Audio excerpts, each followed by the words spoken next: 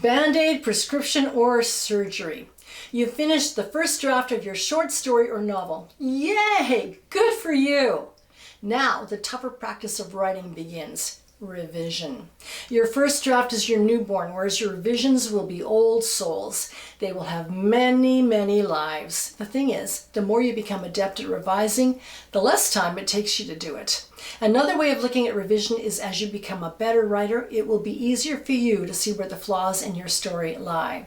Today on Writers RX, I'm talking about the band-aids, the prescriptions, and the surgeries of revision. Another way of defining these would be to call them copy edits, line edits, and developmental edits. But I kind of like my terms better. They're closer to the truth, easier to understand. Band-aids are for the simplest stuff to fix. Prescriptions are a bit harder to see. You might need to become your own writer GP or your own writer chiropractor. And surgery is probably the toughest for a writer to recognize and handle.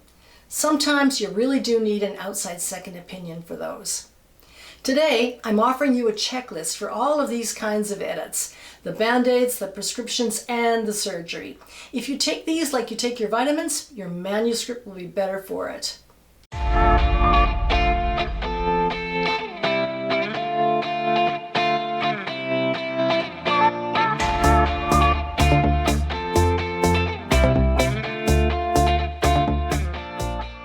I'm Susan McGregor, a professional writer and editor with over 30 years of experience. I've edited magazines, anthologies, and novels. Currently, I'm an editor with On Spec magazine, one of Canada's foremost magazines for fantasy and science fiction. But enough about me. Today, it's all about revision, so let's get to the good stuff. The Band-Aids. These are the easy edits, the types that all novice writers should know how to do. I'm not going to go into depth here. All you need to know is that you'll be proofreading over and over, or if you're not, you should be. You'll try to catch all your typos, and I guarantee there will be that one that will evade you until you see the work in print.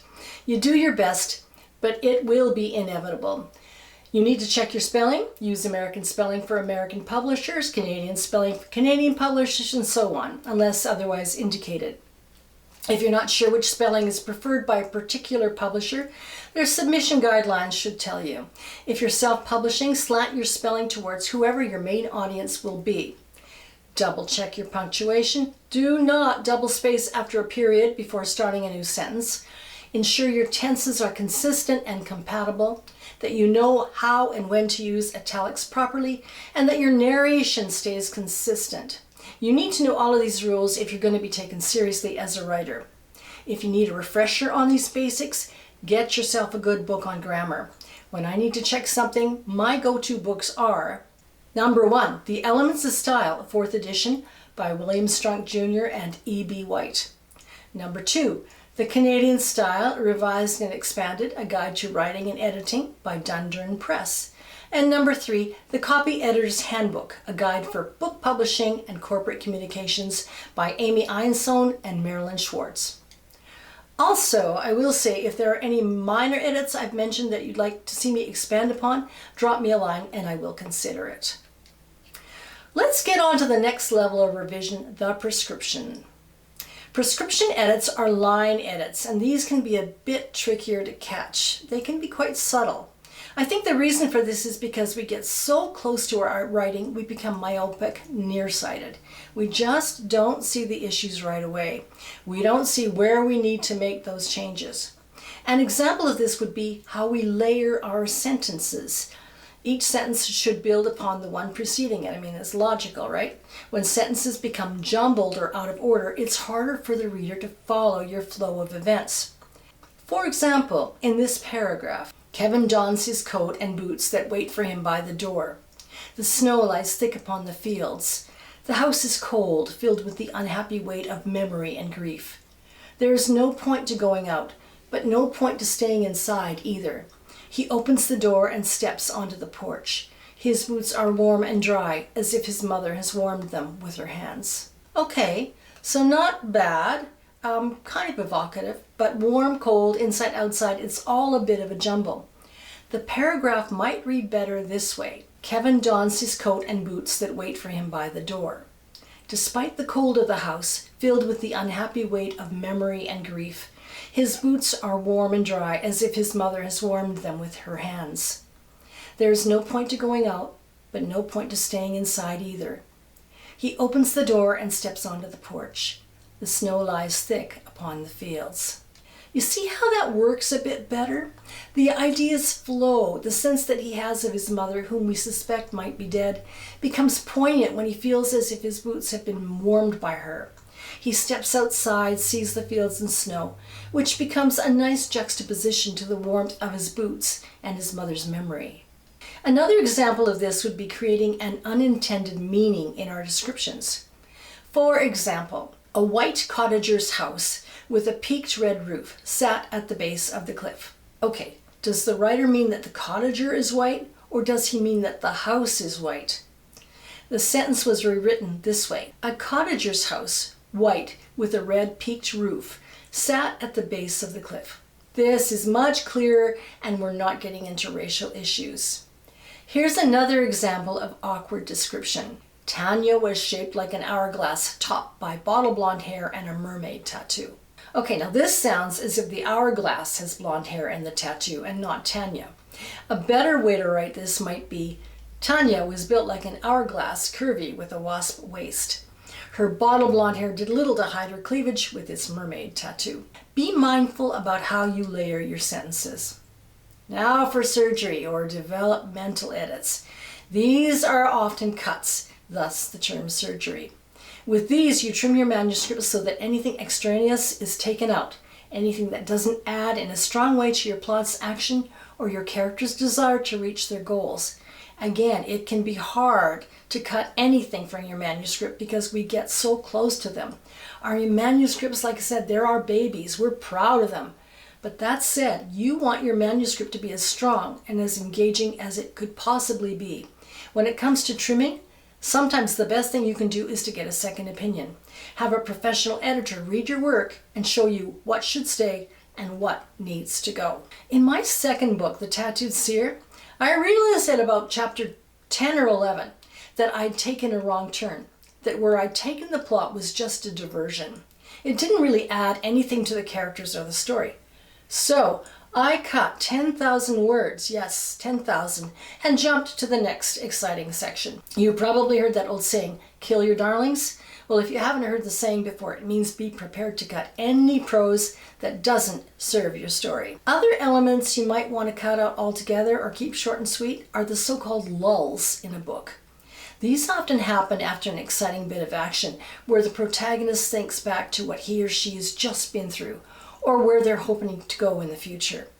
The logic is that readers need a moment to catch their collective breaths after a tense bit of plot. If you're writing a lull, keep it short.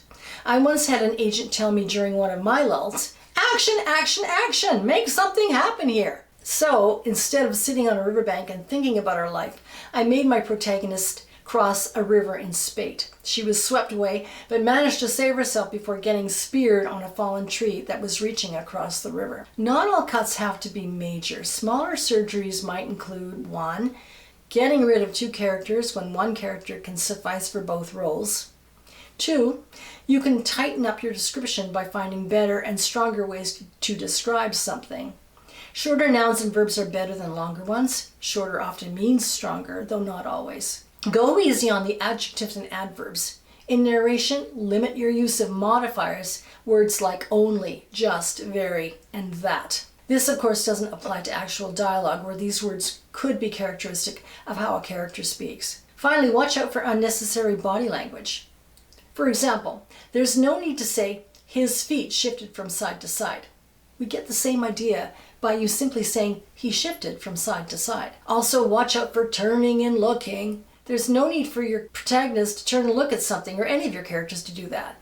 Just write what comes next, what they see or hear. Here's a handy checklist you might refer to once you've written your first draft. For Band-Aid revisions, proofread for 1. Typos and spelling errors. 2. Punctuation and grammar. Review the rules if you have to. Number 3. Watch out for improper mixing of tenses. Number 4, watch out for switches in points of view within a scene. And if you're wondering about these, I've covered these in prior videos on Writers RX, so you can check those out if you like. And finally, formatting. Oh my gosh. If you're self-publishing, no weird uneven margins, no strange spacing. Indent each beginning sentence of a paragraph by a few spaces and left align your margins. Personally, I prefer to see a fully justified text in a book, but if you're submitting to a publisher, again, see what they prefer in their submission guidelines. For prescriptive revisions, number 1, layer sentences and paragraphs so that one sentence or paragraph flows logically and seamlessly into the next, making the reading flow. Number 2, watch out for unintended meanings in your descriptions. And finally, for surgical revisions, number 1, cut. Cut any bit or section that doesn't strongly contribute to your character or their motivations or plot. Be ruthless in your prose. The writing will be better for it. And finally, focus on action, change, tension, surprise, and satisfying resolutions. Lulls. Yes, keep lulls short. Add some action to keep things going. No wool gathering, no paragraph after paragraph of navel-gazing, please. Number 3, trim or tighten descriptive passages. Choose vivid, strong nouns and verbs. Keep adverbs and adjectives to a minimum. Use original metaphors or get really elegant with personification. Number 4, be mindful about body language. Finally, some of the best advice I can give you about revision: put your manuscript away for a while. Leave it alone for a week or 2, even a month if you can. I guarantee by the time you come back to it with fresh eyes, those places you need to revise will stand out. I'm Susan McGregor, and this is Writers RX, where I offer prescriptions for your fiction. If you liked this video, you know what to do. Give it a thumbs up so that I know this advice about revision has been worth your while. Feel free to comment, and if you haven't already subscribed, please do. Thanks again for watching.